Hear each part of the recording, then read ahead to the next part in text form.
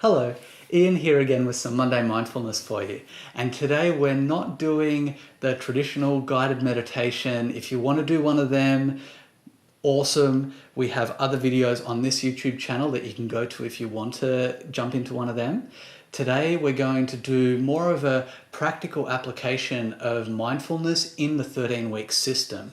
I've had a beautiful opportunity to be able to practice some things that have been happening for me, and it's been really beautiful to bring that warm, motherly, caring affection and just awareness to the different emotions that come up. And that is mindfulness in action.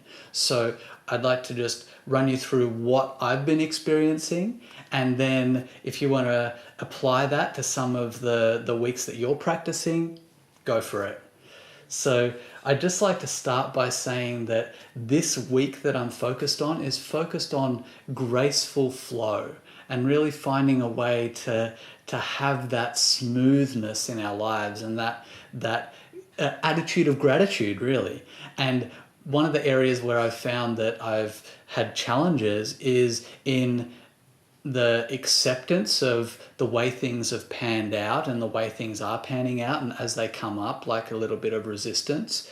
But also there's been some residual controlling behavior coming out of that, but also there's control in that whole resistance and that lack of acceptance. So I've experienced this a lot, and I'm not trying to play the victim here. I really aren't recording this video so that I can get attention and control things in that way by controlling myself into victimhood.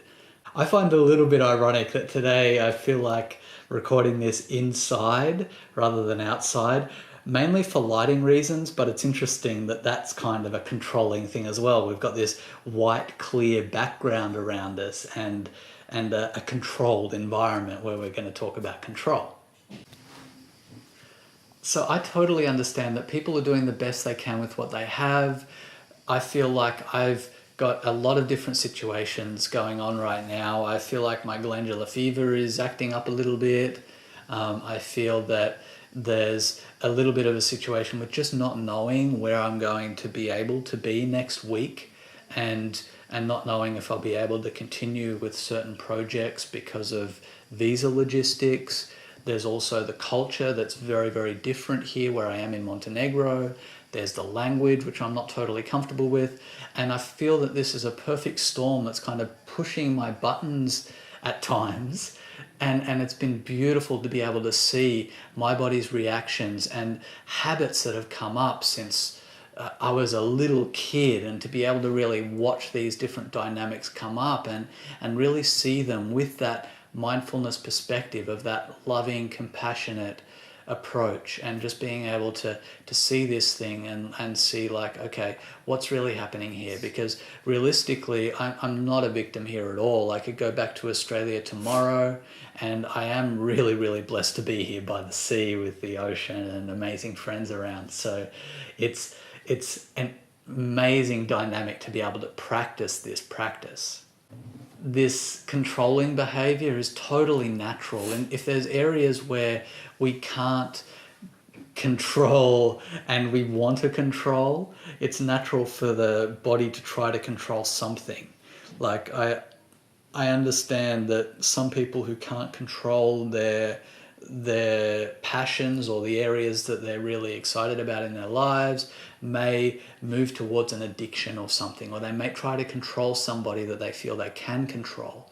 So this is such an amazing and multifaceted dynamic to be able to look at with that awareness. And I've had things that I've been carrying since I was a kid, and a lot of my morning meditations and evening meditations and sitting with this in between have really shown me that there's links to some of the stuff that I was feeling and wanting to do that links all the way back to arguments that I had with my father when I was like really little. To be honest, I'm more focused on this general habit of controlling and finding a graceful flow than I am about the particular issues. I know that I'm going to show up and be who I am when I have the opportunity. And I guess the choice is, do I want to show up and try to be controlling and project my stuff onto people, or do I want to show up in a graceful flow? Sometimes I need to take space to be able to look at some of these things and get perspective. And sometimes I just need to overcorrect in the other direction and then find this harmonious balance. It's always this art form and this creative process when we're doing this kind of work. Now, I'd like to just go through some of the things that I've witnessed as part of my process, and a lot of these have been subtle urges, and some of them have been behaviors that I've been carrying, as I said, since I was a little kid, and they're things that may have gone under the radar at other times, but in a extreme situation where I'm being triggered on these issues in lots of areas, it can cause lots of different dynamics to come up. So I'd just like to read a little bit from my journal as to the things that I've noticed come up for me as I've gone through this last few weeks of really having time to sit with all of these different dynamics of uncertainty.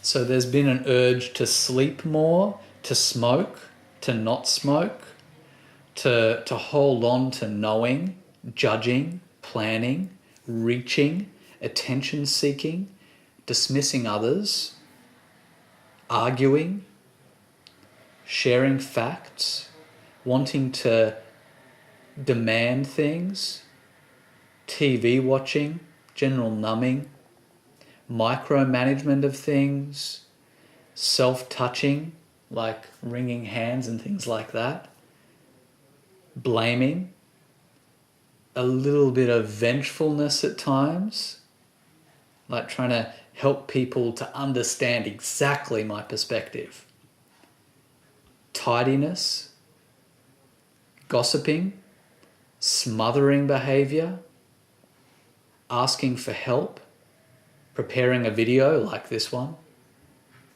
changing anything just so I can prove to myself that I can control a change, that not everything is like this tidal wave of stuff that I've got no control over. Defining priorities,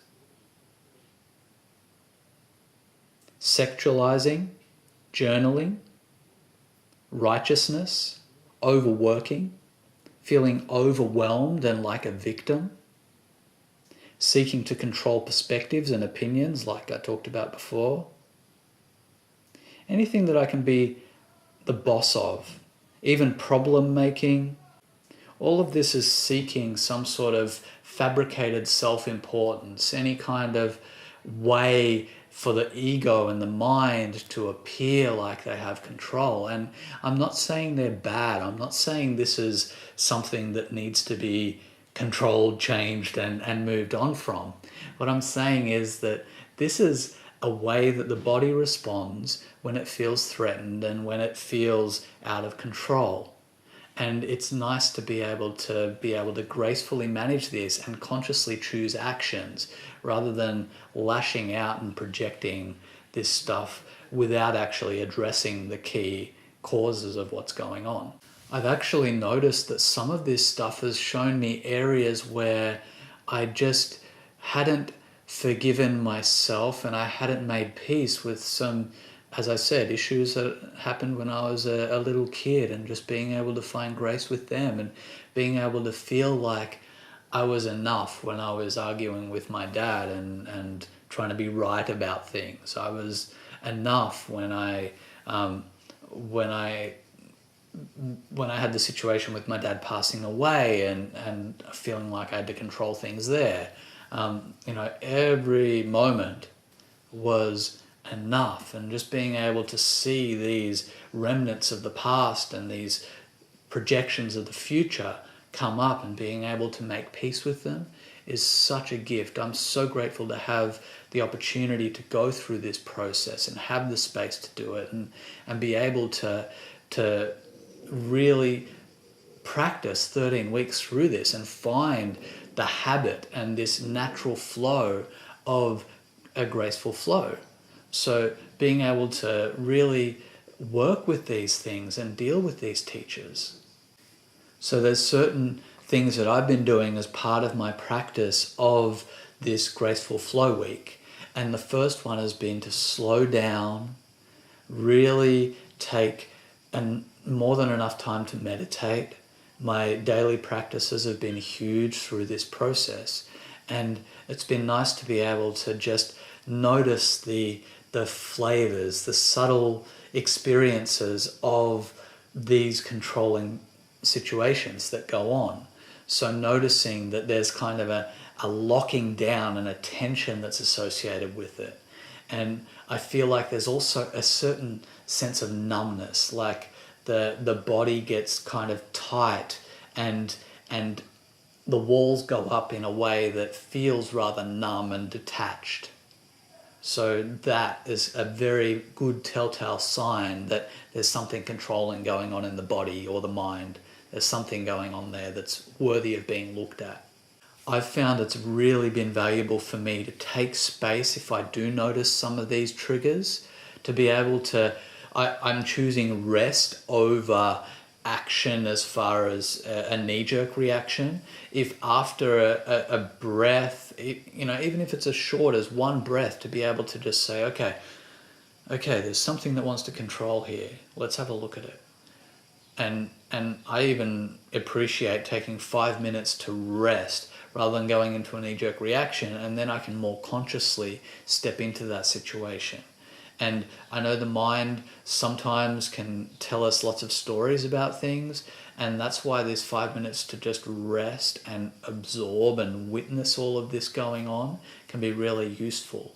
And it can kind of break that pattern of the mind wanting to build things out of some sort of controlling or resistance.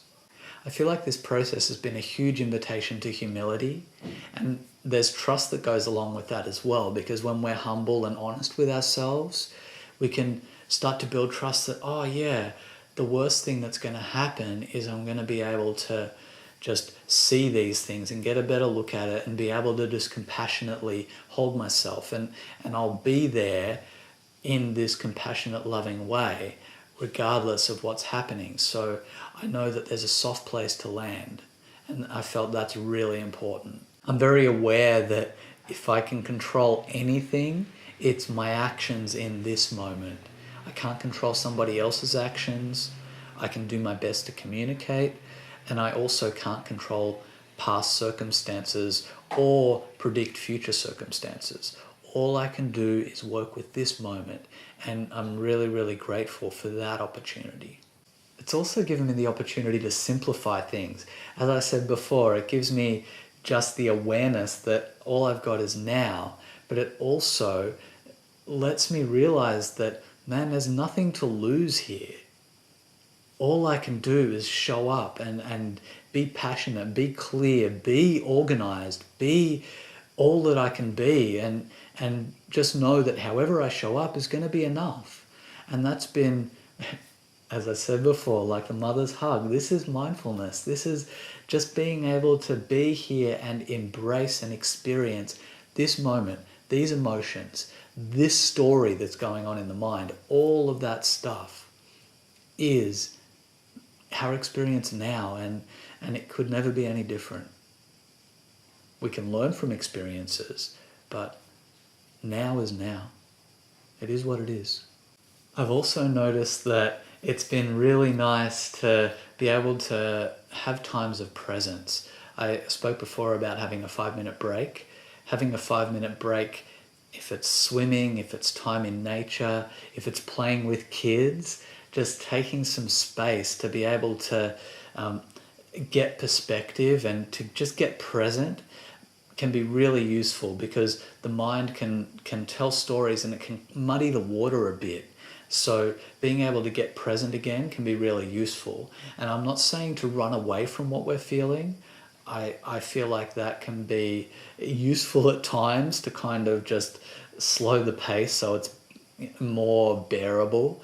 But I also feel that if something's going on, it's really valuable to be able to address it as well. So there's a balance there with all of this stuff. It's a balance of acceptance and action, a balance of rest and diving in and doing the work, and a balance of work and play.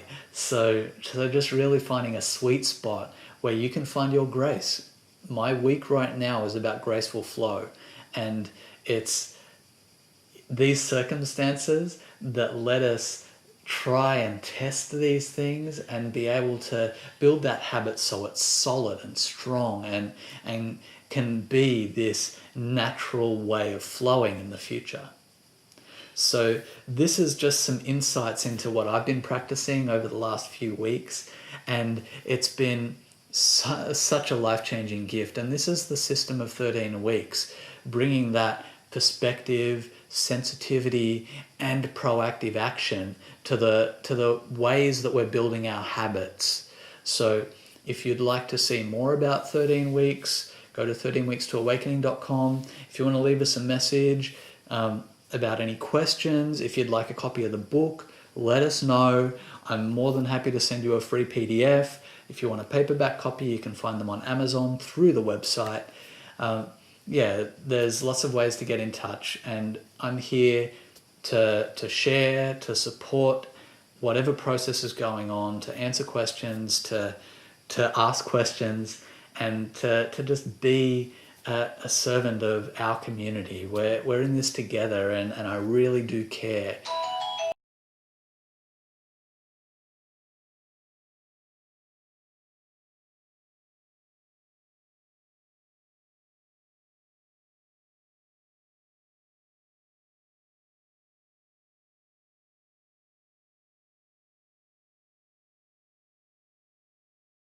Ja imam puno. Ja samo jedan. Da. Ali ako hoćeš da snimaš i pošalješ više, možeš. Slobodno. Jer Ja ću dva, da. Lepo. To ti je samo zadnji. Izvini? Zadnji. Jedan više snimaš kad taj završiš. Samo snimam jedan danas, da, ali je velika.